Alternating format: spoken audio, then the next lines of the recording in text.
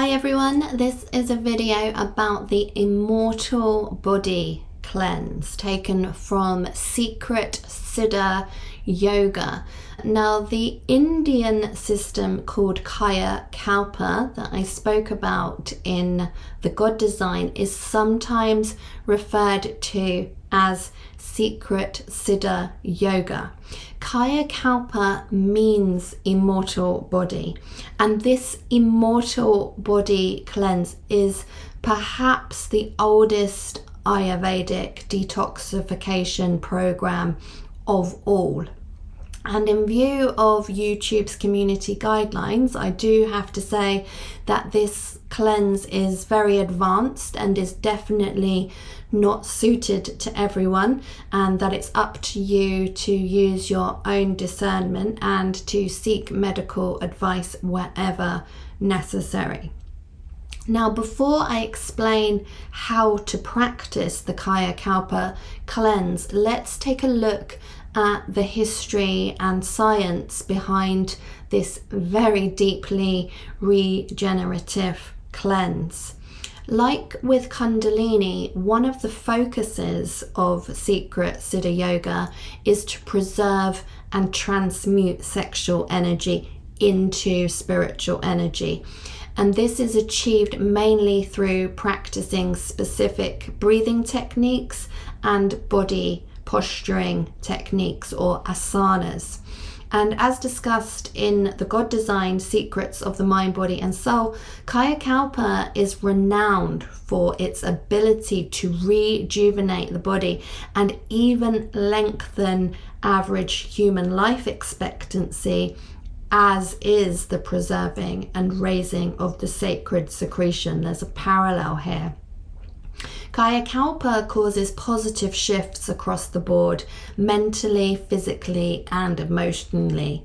The point of this ancient yogic protocol is not just health and longevity, but a heightened state of self-awareness and the easy release of useless thought patterns, of debilitating habits and addictions, things that make us feel rubbish. The whole kayakalpa system includes herbal therapies, mostly using endangered Ayurvedic herbs, breathing techniques and practices, sensory deprivation, which we've also looked at, yoga's postures, and certain dietary guidelines as well. And through these elements, kayakalpa yoga observes and seeks to condition what are described as 5 corresponding vital bodily systems. And these 5 are the life force, divine energy, the biomagnetism, the sexual vital fluid, the mind, the physical body. A brief look at the kayakalpa understanding for each one of these 5 will help us to understand their importance and their correlation to one another. I love this system because it's a really helpful way to view the composition of the body. So number 1, the life force, divine energy. These are the particles or the substance that actually gives life. Then number 2, the biomagnetism, is the polar attraction caused by particle rotation that creates a wave and literally holds the body together. Number 3, the vital sexual fluid, is the all-important vital fluid that's thought to retain the life force energy. And the quantity and quality of sexual vital fluid determines potency and volume of the life force and the biomagnetism. Then number 4, the mind. Approximately 25% of biomagnetism is utilized by brain cells, which enables us to think, feel, compare, calculate, and reflect. And then number 5, the physical body. Approximately 75% of biomagnetism is utilized by the body's metabolic routine, including digestion and the transforming of food into flesh, fat, bone marrow, and sexual vital fluid. So through these 5 categories, we can view the body holistically, from the tiny subatomic atoms and particles that, are almost like invisible matter, into the biomagnetism and how they move and begin to bring atoms and molecules together into the sexual energy, and then further into the systems of the body. So from very minuscule microcosmic ideas moving and manifesting into our body, our temple bodies. And like the sacred secretion practice, this all equates to a practice that seeks to maintain and to honor our biomagnetism, our life force, and our sexual vital energies and their fluidic counterparts. When biomagnetism becomes weak, the cells of the body can't hold together properly, and this is evidenced by fatigue. Since the sexual vital fluid is what holds the life force energy, it's regarded with the utmost importance. So by increasing the quality and quantity of sexual vital fluid through retention and transmutation in the preserving and raising of the sacred secretion, life force and biomagnetism intensify, thus heightening cell repair and manufacture, autophagy and mitosis. Subsequently, all aspects of health and our sensory experiences, including our energy levels, joy, focus, clarity, memory, and adaptability, become heightened.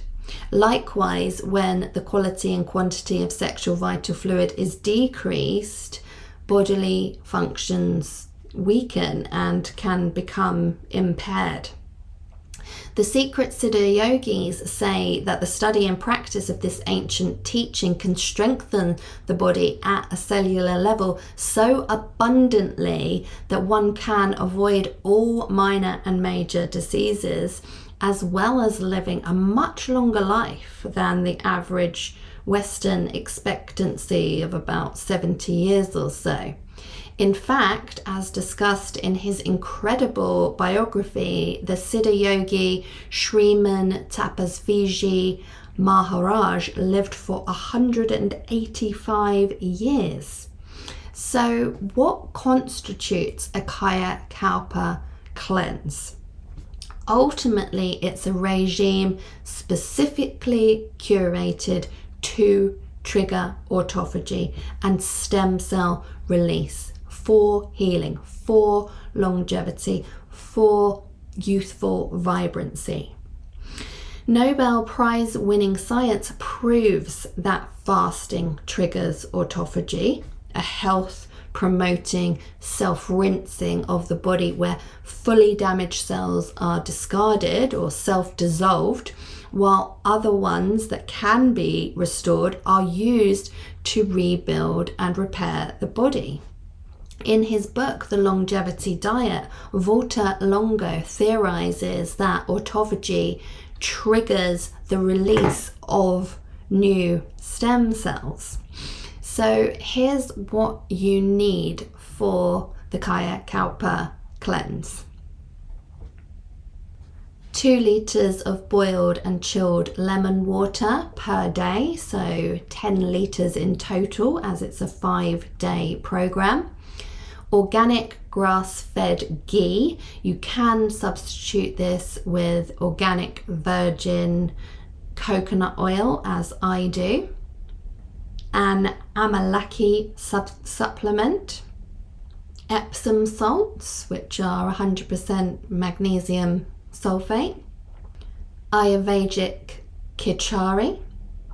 Now, kachari is made from a combination of rice and mung beans, and kachari provides a complete protein source, essential nutrients and ample fiber, making it the perfect food for fasting and cleansing due to its balanced nutritional profile and ease of digestion.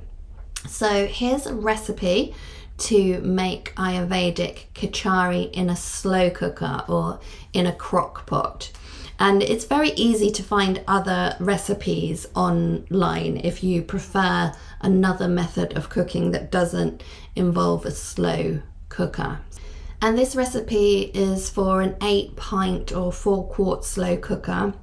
So you'll need to make this recipe twice to have enough kachari for the full 5-day cleanse. And the ingredients of kachari are 2 tablespoons of ghee, or again virgin organic coconut oil, 1 tablespoon of fresh ginger grated, 1 tablespoon of cumin powder, 1 teaspoon of chili powder, 1 teaspoon of turmeric powder or fresh crushed, 1 teaspoon of sea salt or Himalayan salt, 1 can of diced tomatoes drained, 1 small yellow onion diced, 2 garlic cloves crushed, 1 jalapeno pepper diced small, 4 cups or 950 milliliters of vegetable broth, 3 cups or 700 milliliters of water, 1 cup or 200 grams of whole mung beans rinsed,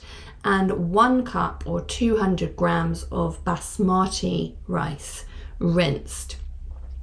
And then the method for putting these ingredients together is to heat the ghee or coconut oil in a frying pan or skillet, to add the onion and saute until translucent, then add the chilies and saute for another 2 minutes, add the garlic, ginger, cumin, turmeric and jalapeno and saute for another minute. Then add the tomatoes and saute for approximately 3 minutes until you have a sort of thick paste. Then pour the stock and water into the slow cooker and add the mung beans, rice and salt, and then stir to mix. And then you add the paste from the skillet to the slow cooker and mix well, and pop the lid on and cook on high for 3 hours. And after 3 hours, you adjust the slow cooker and cook on low for another 5 to 10 minutes, or just until your desired consistency is achieved. I like mine quite sloppy or loose, like a taka dal would be, but you might prefer it to be slightly more dry, so that's up to you. And here's the routine that you will need for the 5-day period. So on the first 4 days, days 1 to 4, slowly and intermittently drink your 2-litre daily allocation of pre-boiled and cooled lemon water. Breakfast between 6 to 9 a.m. is 1 Brahmi capsule with a glass of lemon water. Brunch is between 9 and 12 noon, and it's 10 teaspoons of lukewarm melted organic grass-fed ghee or warm organic vegetable oil. Lunch between 12 and 3 is 1 times amalaki capsule with a glass of lemon water. And dinner, served between 3 p.m. and 6, is 150 to 300 grams of kitchari. And then day 5 is slightly different. Again, you slowly and intermittently drink your 2-litre daily allocation of pre-boiled and cooled lemon water. And by the way, that's exactly what it says it is. You bring water to the boil and you let it bubble for a few minutes, then you add chopped slices of lemon. You'd probably want to use maybe 2 or 3 lemons per saucepan of water, and then you just turn the heat off and let it cool, and the heat of the water will absorb some of the nutrients from the lemon, so that the water becomes infused with all of those amazing properties from the lemons. And that is the water that you'll use as your 10-litre allocation for the 5 days. And then similarly to days 1 to 4, you'll have breakfast between 6 and 9, which is 1 Brahmi capsule with a glass of lemon water. You'll have brunch between 9 and 12, which is only 7 teaspoons of ghee or coconut oil.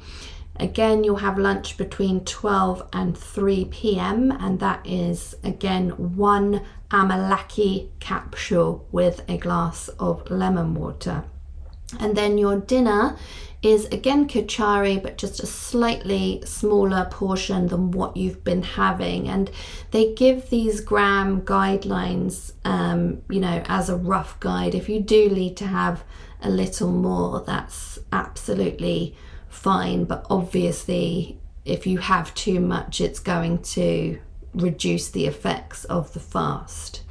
And then after dinner on this last day, with the guideline being between 7 and 10 p.m, you dissolve 1 tablespoon of Epsom salts in a pint of water and slowly drink it all. So it's going to be very salty, it's not going to taste very nice, but yes, you drink a pint of water with a tablespoon of dissolved Epsom salts in it, and then you dissolve a further 2 to 4 tablespoons of Epsom salts in a hot bath and bathe for at least 30 minutes.